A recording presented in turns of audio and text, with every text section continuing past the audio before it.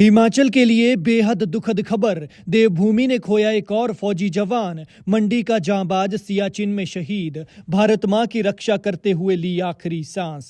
बिछड़ गई फौजी पति और पुलिस पत्नी की जोड़ी। दो भाई हैं, दोनों ही फौजी, लेकिन अफसोस की फौजी भाइयों की जोड़ी भी बिछड़ गई। पति पत्नी का देश सेवा का जज्बा भी देख लीजिए। पति फौज में थे और पत्नी पुलिस में है। पति बॉर्डर पर देश की सेवा कर रहे थे और पत्नी देश के अंदर जनता की सेवा कर रही हैं। ये मंडी के कोटली तहसील के जलौन गांव के नवल किशोर हैं। नवल किशोर हमारी, आपकी और देश की रक्षा करते करते शहीद हो गए हैं। नवल किशोर पिछले 8 साल से सेना में सेवाएं दे रहे थे और वर्तमान में सियाचिन ग्लेशियर में तैनात थे।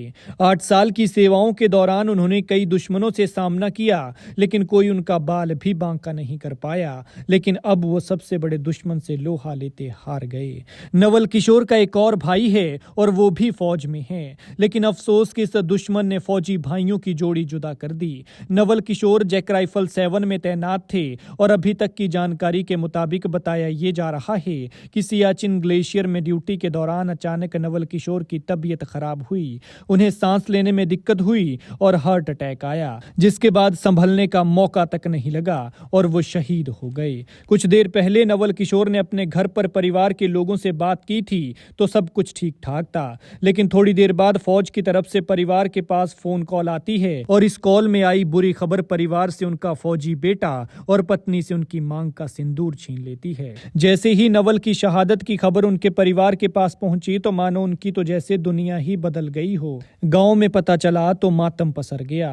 लेकिन सच कहा है किसी ने कि इंसान अपने 100 दुश्मनों से मुकाबला कर सकता है, लेकिन अगर उसके शरीर में कोई रोग लग जाए तो वो रोग उसका सबसे बड़ा दुश्मन बन जाता है। और आज के दौर में हार्ट अटैक इंसान का सबसे बड़ा दुश्मन बन गया है। उम्मीद जताई जा रही है कि कल यानी मंगलवार दोपहर बाद तक शहीद की पार्थिव देह उनके पैतृक गांव पहुंच जाएगी। बताया जा रहा है कि शहीद नवल किशोर की धर्मपत्नी हिमाचल पुलिस में हैं और जनता की सेवा कर रही हैं। लेकिन अब जो इस परिवार पर दुखों का पहाड़ गिरा है, भगवान परिवार को इस दुख को सहने की शक्ति प्रदान करे। बता दें कि कुछ वक्त पहले इसी इलाके के एक वीर जवान सुरेश कुमार भी शहीद हुए थे। शहीद के सम्मान में कमेंट में जय हिंद लिखें और RIP लिखने से परहेज करें।